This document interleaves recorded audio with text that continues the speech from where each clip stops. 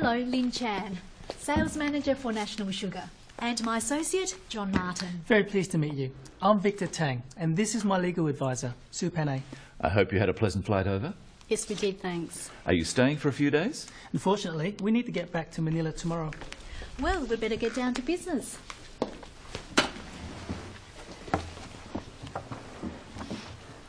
Mr. Tang, to start off with, I just want to say we believe we can offer you a very good deal and come up with a win-win result. Well, from our point of view, we see it as an exploratory tool. Testing the water, you might say. We don't intend to reach any agreements at this meeting. In any case, we would need to run it past our board first.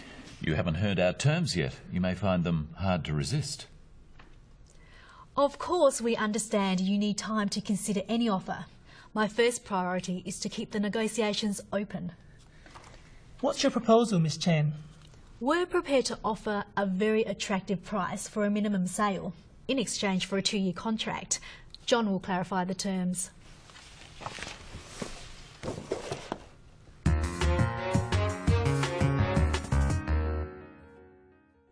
A negotiation is a discussion that should result in an agreement or business contract. The discussion is usually between two parties or organisations trying to reach an agreement satisfactory to both. In a negotiation, we need to reach a position that is not too difficult for either side to accept. So the language we use is important, and it's also important to listen carefully. When starting a negotiation, begin with a greeting and what we call small talk, something to break the ice or make the meeting a friendly one. Hello, Lynn Chan, Sales Manager for National Sugar, and my associate, John Martin. Very pleased to meet you. I'm Victor Tang, and this is my legal advisor, Sue Panay. I hope you had a pleasant flight over. Yes, we did, thanks. Are you staying for a few days? Unfortunately, we need to get back to Manila tomorrow. Lynn starts by introducing herself and her associate. It's important that everyone at the meeting knows their roles. So Victor also introduces Sue by telling them her job.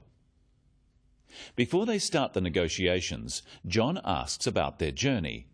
He says, "I hope you had a pleasant flight," and asks how long they are staying. This way, the negotiation starts in a relaxed and friendly atmosphere. Here are a few phrases you could use to put the other party at ease. I hope you had a pleasant flight. Are you enjoying Sydney? How is your hotel? In some cultures, it is usual not to talk about business straight away, but in others, it is expected that you will get down to business quickly.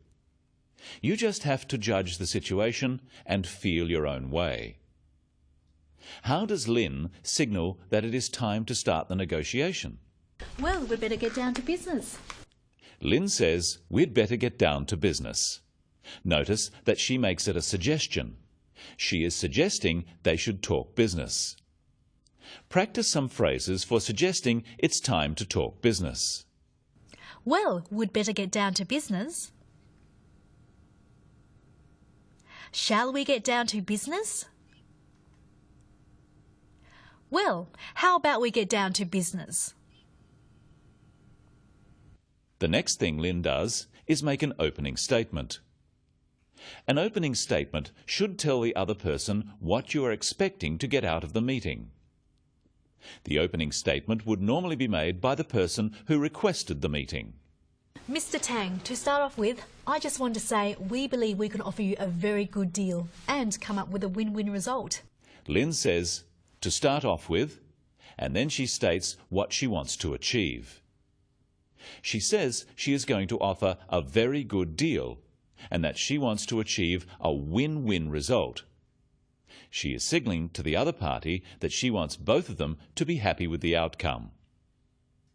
Practice with Lynn some phrases to introduce an opening statement. Let me start off by saying, I'd like to begin by saying, let me kick things off by saying. To kick things off is to start a discussion. How do Victor and Sue respond? Well, from our point of view, we see it as an exploratory tool. Testing the water, you might say. We don't intend to reach any agreements at this meeting. In any case, we would need to run it past our board first. Victor says, from our point of view, and Lynn says, we don't intend. They use the words our and we instead of my and I because they are talking as representatives of the company, not as individuals. If Victor was on his own, he might use I and my, especially as the CEO of the company. Here are some other phrases Victor could use to state their point of view. From our perspective, our position is that, as far as we're concerned, Victor says they see it as an exploratory talk. He means they are exploring options or finding out what Lynn has to offer. He is suggesting by this that they aren't going to make a decision at this meeting, and he is letting Lynn know this. He describes this in another way by saying they are testing the water. Notice too that Sue reinforces this. She says, we don't intend to reach any agreements at this meeting. She is stating clearly the outcome that they are expecting from the meeting. She says they would have to run past the board any proposals made. A proposal is a formal offer or suggestion made by one business to another. And to run something past the board means to get the board's approval or feedback. In a negotiation, each party needs to respond to what the other says for the negotiation to proceed.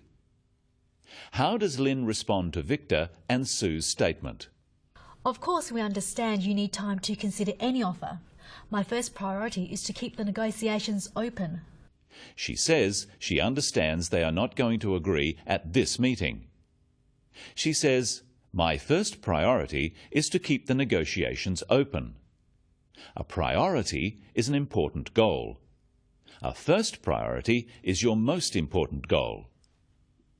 Notice the reaction when John speaks. We don't intend to reach any agreements at this meeting. In any case, we would need to run it past our board first. You haven't heard our terms yet. You may find them hard to resist. John hasn't listened to what Victor and Sue have said, and they don't like it. But Lynn makes a conciliatory statement. That is, she makes a concession. She backs down from her first position. When negotiating, you usually need to make some concessions to reach an agreement. If nobody makes a concession, the negotiation can't proceed. Like this. I just want to say we believe we can offer you a very good deal and come up with a win-win result. Well, from our point of view, we see it as an exploratory talk. Testing the water, you might say. I'm sure we'll be able to resolve everything today. We need to run anything past our board first. Why bother the board? We can settle this deal right now. I'm afraid that won't be possible. If we don't listen carefully to what the other party is signalling, negotiations can break down very quickly. Now that each side has made their position clear, they can talk about the details of the proposal. What's your proposal, Miss Chen? We're prepared to offer a very attractive price for a minimum sale in exchange for a 2-year contract. John will clarify the terms. Let's review the main points from today. In negotiations, begin with introductions and then some informal talk. Then each side makes an opening statement. This should state clearly what they want to achieve. Then, whichever party called the meeting begins the negotiation by giving an opening proposal. And remember, it's important to listen to signals and the opening statements carefully. Otherwise, the negotiation can quickly go in the wrong direction. That's all for the Business of English for today. See you next time.